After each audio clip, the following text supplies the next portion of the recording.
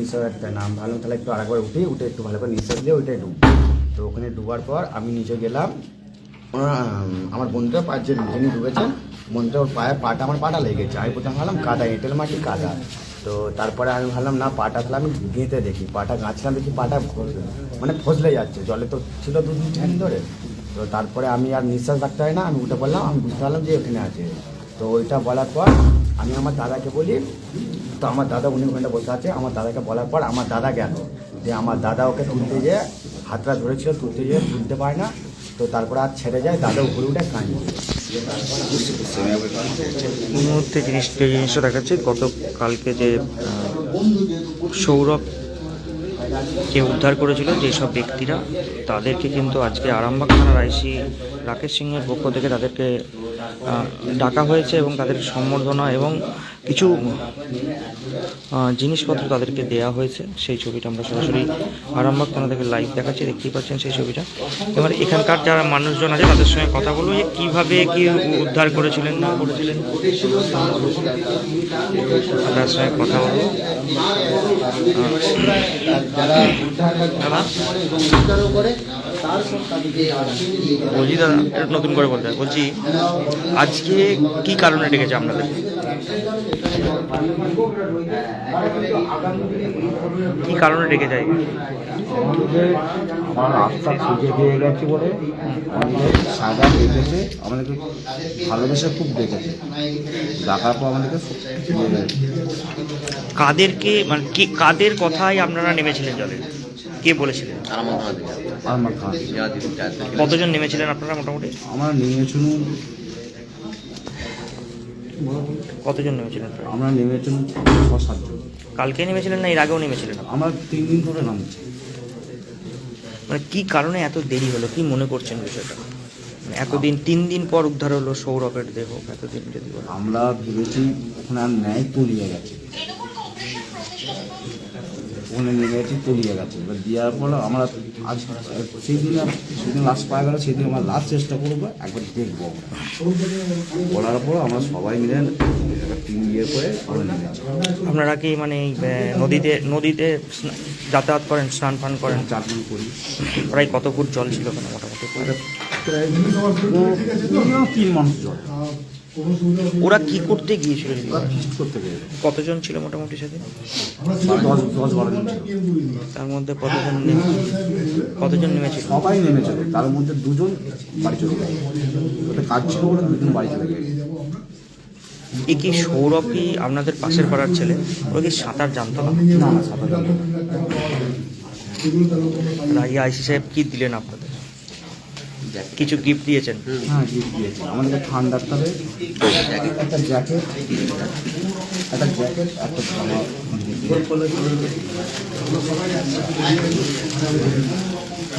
একটা করে জ্যাকেট দিয়েছে আপনাদের। ঠান্ডা কতটা ছিল? এখন তো ঠান্ডা প্রচুর পরিমাণে, আপনারা জলে কিভাবে থাকেন? ঠান্ডা, প্রচুর ঠান্ডা, পুরো একদম মাইনাস, যা বলা যায় প্রচুর ঠান্ডা। অবশ্যই এটা দুঃখজনক ঘটনা। সৌরভকে কি চিনতেন আপনারা? হ্যাঁ, অচিত না, আমাদের পাশেতে বাড়ি তো, আমাদের ভাইপো টাইপের হয়। ছেলে খুব ভালো ছেলে। এখানে ওই জায়গাটাই তো প্রায় জনই যারা সাঁতার জানে না ডুবে যায়। ওখানে কি কারণে ডুবে যায়? জল কি অনেক বেশি? জল প্রচুর বেশি। প্রথম আছে, আড়ার পর তারপরেই একটা প্রচুর 10-15 আমরা কি বুঝতে পেরেছিলেন যে ওখানে সৌরভকে পাওয়া যাবে? 3 দিন ধরে খুঁজছিলেন আপনারা? আমরা ভাবতে পারি ওখানে পাওয়া যাবে বলে। ডুবুরিরা তো পাইনি না, ডুবুরিরা ডুবেছে, তারা তাদের মতন চেষ্টা করেছে। ডুবুরিদের একটাই আমি নিয়ম দেখলাম, ওরা যে একটা ওয়েট ফেলছে না, ওই ওয়েটের মধ্যে ওই 4-5 ঘুরছে, আর আরো ভালো কাজের আশা করেছে। আপনারা মানে নদীটা সম্পর্কে অবগত, সেই কারণেই খুঁজে পেলেন, এমনটাই মনে হচ্ছে না? আমি টুকটাক জাল ফেলতে জানি, জাল ফেলতে জানি, ওসব ওখানটায় দেওয়ার পর আমার 5-6 জন নামলো। আমি দেওয়ার পর সবাই হেঁটে যাবো জল ফেলাতে। আমি যাত্রা হাফ থাকবে উঠে বলছি, কেউ ইয়ে করে দেওয়ার পরে একটা ভিড় পেয়েছি, ভিড়টা পড়ার পর একটা গর্ত পেয়েছি, গর্ত পেয়ে আমি পেলাম, তখন ডান পাটা আমার ঠিক আছে। ঠিকার পর যখন আমি ওকে ধরে তুলতে গেছি আমার হাত স্লিপ করে গেছে। প্রথমবার স্লিপ করেছে, দ্বিতীয়বার আপনারাই তুলেছেন? আমি না, দ্বিতীয়বার আমরা তুলিনি। আমাদের পাশের পাড়া থেকে সব দাদারা কাকারা সব এইছিল, পাড়া থেকে সব এইছিল, জেলাপাড়ার ওরা লোকরা তুলে। কি নাম আপনার? আমি সুখদেব পণ্ডিত। এখানে অনেক মানুষ আছে।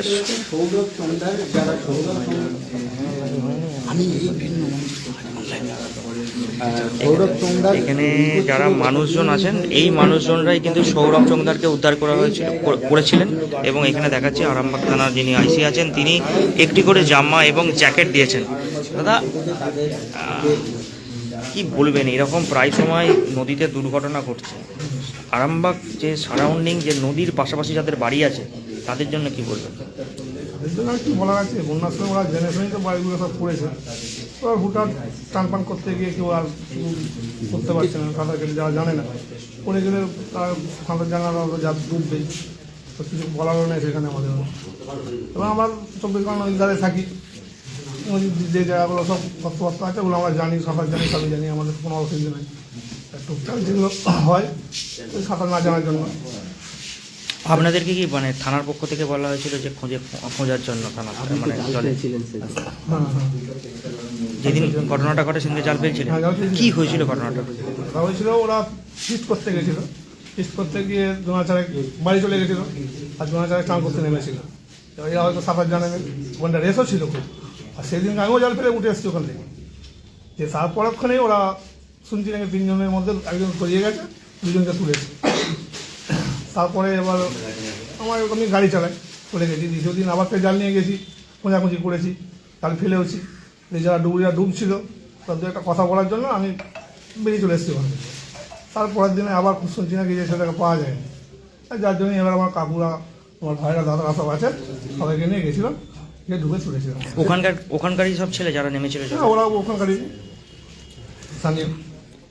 দাদা, যেটা কথা হচ্ছে যে যারা সাঁতার জানে না এই নদীতে নামাটাও তো তাদের পক্ষে রিস্ক। হ্যাঁ, রিস্ক তো আছেই। তাহলে এই না নামাটাই তো। হ্যাঁ, স্রোত আছে, সে স্রোতের মধ্যে নেমেছে, আর যার ফলে তাদের একটু অসুবিধা হয়েছে, ঠান্ডা বা বিশেষ স্লিপ করে। তো ওই দিকটা দিয়ে জল যে স্লিপ হয়ে গেছে, স্লিপ তো বটেই, এবার নামতে গেছে, গড়িয়ে গেছে, গড়িয়ে গেছে, গর্তে নিচে পড়ে চলে গেছে। গেছে। কখনো কি ভেবেছিলেন যে এরকম থানা থেকে ডাকা হবে না আপনাদের? না, আমরা ভাবতে পারিনি, স্যার যে দেখেছেন আমাদের খুবই ভালো লাগছে, আর যে গিফটগুলো দিয়েছেন এর জন্য আমরা খুব আনন্দিত। কি দিয়েছেন?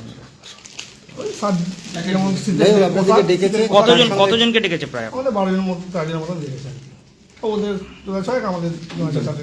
যারা ছিলেন সেই সময়। জল কেমন ঠান্ডা ছিল? জল মারাত্মক ঠান্ডা, ঠান্ডা তো পড়েইছে, উপরের থেকে নিচের জল আরও বেশি ঠান্ডা। আপনাদের পাড়ারই ছেলে? হ্যাঁ, আমাদের সব পাবে আশপাশে। সৌরভ রাজু বাবু।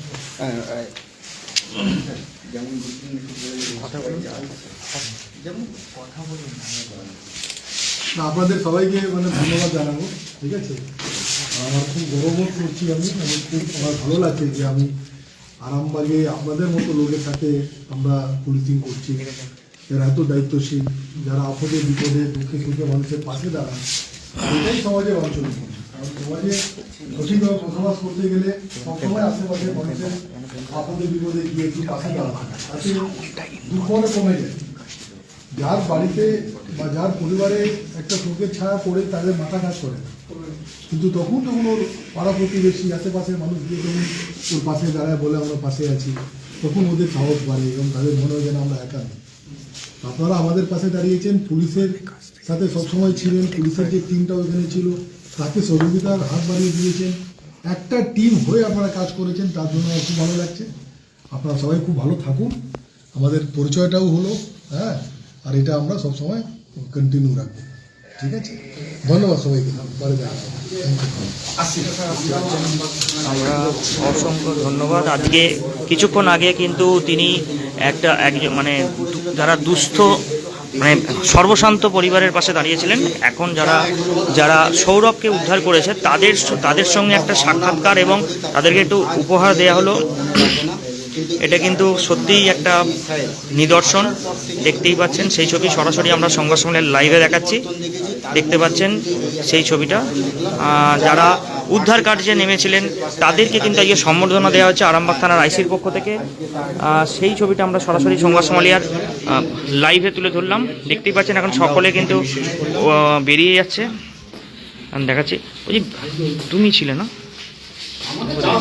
মানে তোমরা কতক্ষণ ধরে খুঁজছিলে, কবে থেকে খুঁজছিলে প্রায় মোটামুটি? আজকে আমরা 3 দিন হয়ে গেল, আজকে আমার 3 দিন হয়ে গেছে আমাদের যখন থেকে ডুবেছে 5 মিনিট হয়নি।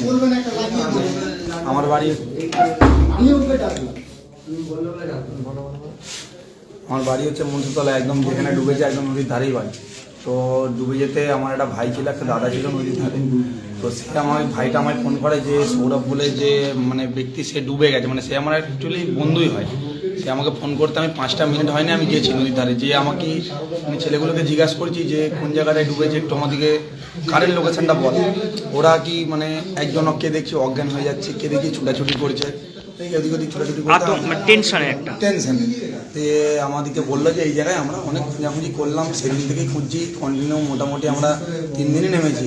এমনকি আমাদেরকে বুঝেবাবু বললেন যে আমরা তো যেহেতু সব দিক থেকে চেষ্টা করছে, তো তোমরাও একটু চেষ্টা করো, আমাদের একটু হেল্প করার চেষ্টা করো, মানে এইসব জিনিসে যেহেতু পাওয়া যাচ্ছে না, আমাদেরকে একটু গ্রামের ছেলেদের একটু সাহায্য দরকার, তো তোমরা একটু আমাদের সাহায্য করো। তো অভিষেকবাবু এটাও বলেছিল যে যারা সাঁতার জানো তারাই আমাকে একটু সাহায্য করার চেষ্টা করো। কেমন বন্ধু ছিল সৌরভ তোমার? সৌরভ আমাদের খুব কাছের বন্ধু, খুব কাছের বন্ধু, মানে একসাথে খেলাধুলা, ছেলে হিসেবে কেমন? ছেলে হিসাবে খুব ভালো। মানে এমনি ছেলেরা তো গুটকা বিড়ি সিগারেটের নেশা থাকে, কিন্তু গুটকার হঠাৎ করে এরকম খেলাধুলার দিকে নেশা ছিল। হঠাৎ করে এরকম হয়ে যাচ্ছে, বন্ধু হিসাবে কি বলবে? বন্ধু হিসাবে আর কি বলবো দাদা, আমাদের তো খারাপ লাগছে। চেষ্টা তো করলাম প্রথম দিন থেকেই বাঁচাবার চেষ্টা তো অনেকই করলাম, কিন্তু কি করবো, সবাই ব্যর্থ, লাস্টে পাওয়া গেছে। তোমার নাম? নাম শেখ মানোয়ার। কোথায় বাড়ি? মনসাতলা 2 নম্বর ওয়ার্ড। এখন এই পর্যন্তই, পরবর্তীকালে আমরা বিভিন্ন খবরাখবর নিয়ে লাইভে আসবো। এখানে কিন্তু আরামবাগ থানা থেকে তাদেরকে ডাকা হয়েছিল, আরামবাগ আইসির পক্ষ থেকে তাদেরকে কিন্তু গিফট দেওয়া হয়েছে। তারা কিন্তু সৌরভের উদ্ধার কার্যে বিভিন্ন নিউ নূর সোফা সেন্টার, এখানে সমস্ত রকম সোফা পাইকারি ও রিটেলে বিক্রয় করা হয়। সমস্ত সোফা নিজস্ব কারখানায় তৈরি করা হয়। প্রোপাইটার হানিফ হোসেন খাঁ ও রুহুল হোসেন খাঁ, বড়ডোঙ্গল হাটতলা সিনেমা হলের সন্নিকটে, হুগলি। যোগাযোগ 7797170093 এবং 9382003105।